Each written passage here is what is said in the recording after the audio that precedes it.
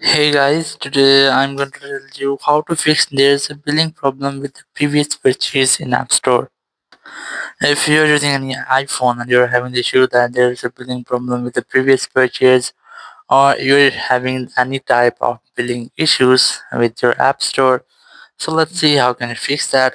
So the very first you have to double check your network connection because sometimes these type issues may happen with the weak network connection. After that you have to open your settings, go for general and try to disconnect with your VPN if you are connected, and after doing that all you just have to go back, tap on your Apple ID from here, and then you have to select the payment and shipping option. But the very first you have to go for subscriptions, and here you have to make sure that you haven't any pending dues for any subscription. If you have subscribed anything and you haven't paid for that, so you must have to pay it for that first, and after that you have to select the payment and shipping option, and you have to remove your payment method from here.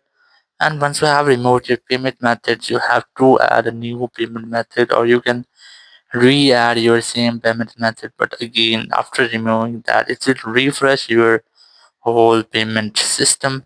So you just have to remove your payment method first, and then you can add new or re-add the same payment method here. And once you have added that, your issue will be fixed. So in this way, you can easily fix have any type of billing issue in your app store. Thank you very much for watching the video. Until next video, bye bye.